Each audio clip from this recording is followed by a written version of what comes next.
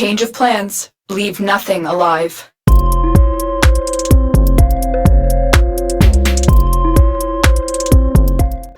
Hello YouTube, and welcome to the first video of the Broken series. Here's where I'm going to go over different broken weapons and Warframes and talk about their builds, go into them a little more in detail in terms of those builds, why I built them as such, and show you why they're broken. If you like what you are watching, so please hit like and subscribe so that way I can do more. And I will be doing more regardless though. And if you want to check me out on Twitch, my Twitch is IkeAnnDewittEN.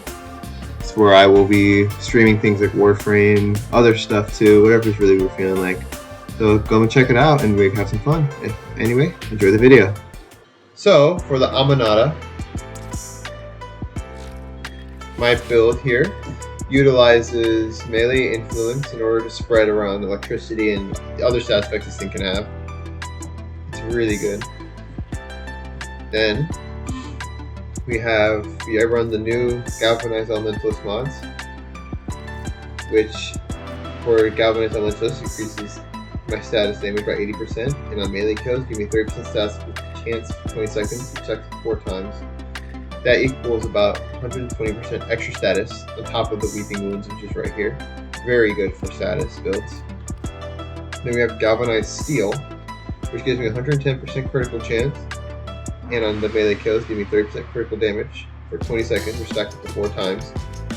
Again, another way to just pump up the damage. It's also just a better Organ Shatter for a build that uses Blood Rush. It's really good. And then we use Amanata Pressure, which just increases my melee damage by a lot more than like anything really, any other damage increase in the game, other than like Condition Overload. But the thing about this one is when this thing has an 8 times combo multiplier and it does a heavy attack, it'll apply a random stat effect to enemies hit. And we have something like Dreamer's Wrath, which gives me the Tennokai. I can just smash out those power attacks, and it's spreading a lot of different status effects for free, pretty much. We'll take Strike for the status chance, and the Electric. You could theoretically replace that one for another Electric mod if you have like a Shocking Touch. If you want a little more damage, you could do that too. But I just prefer the status chance. The status chance in this game is really good. So, with all of this,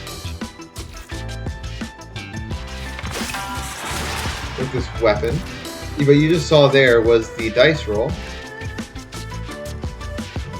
Yeah, so that dice roll there, every time you swing, every 30 hits, it'll roll a dice. D6. And depending on what you roll, will be what you get for a buff. So, as you can saw there, you wipe them out. But for the dice, there's a crit chance, there is a status chance, status damage, range, speed, and then if you get lucky and roll a 6, you get all 5 of those buffs. It's really good, honestly. So, go and try this again. You roll a heavy attack, which why wouldn't you use a heavy attack at this point, right?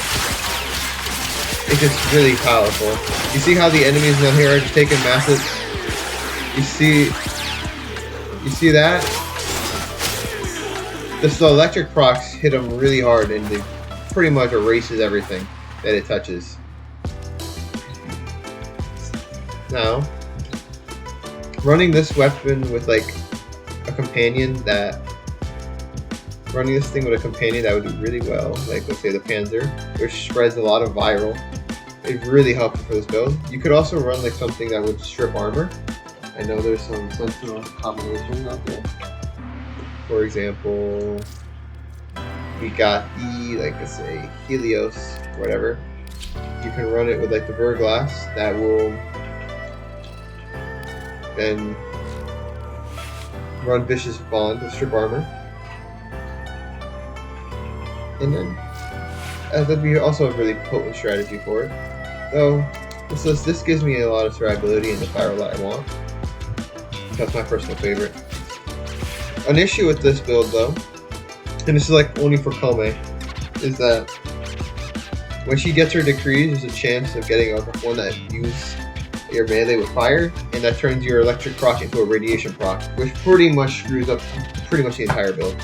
It doesn't like make it unusable, it still can kill, but it's not like spreading all that status and killing everything really easily at that point, which kind of sucks. I kind of wish the decrees didn't mix in with your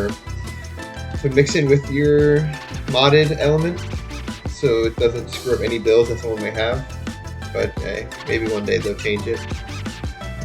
But there is a build, just in case, that does not use this, and this is the one with melee afflictions, because this, when the staff here, with this attack, at least with Bleeding Willow, could be without it too, don't know. But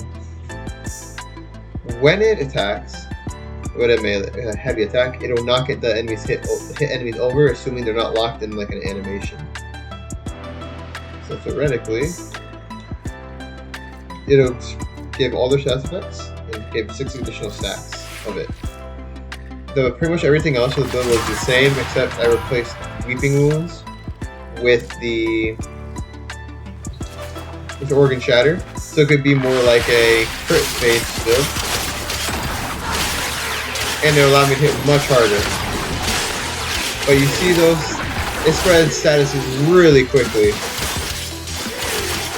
How that thing has like actually ignoring Komei's passive there, because that one's actually, it is kind of Komei also just makes weapons very powerful with her passive, which you're seeing.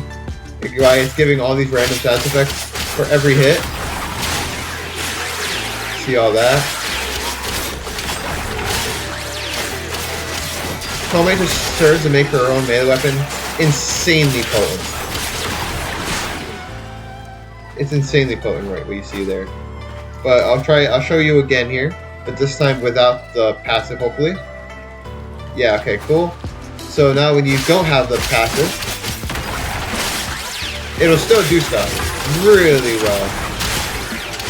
And as you see, I just hit that 6 on the dice, which means now I have every single passive, which now allows me to red crit with this build. You just saw that 26 million damage heat proc. Crazy. It's like absolutely an insane weapon, honestly. It will just erase whatever you hit with it, especially with the power attacks. This weapon's I recommend this weapon greatly. Very good. Now, that in mind, that's pretty much about it for this build. Hopefully with this, you got a better idea of how to build the thing with melee influence, which is my personal favorite build. I'll leave it up on the screen here for a second so you can pause it and take it. And now with that, I hope all of you enjoyed. I'm going to end off the video with some gameplay footage with just the weapon. And I hope all of you have a great day. So for this showcase, I'm going to be using the build with the fire proc instead of the lightning one. So this would be just how much damage it can pump out. I'm showing you the decrees right now, so that way you know exactly what's being used.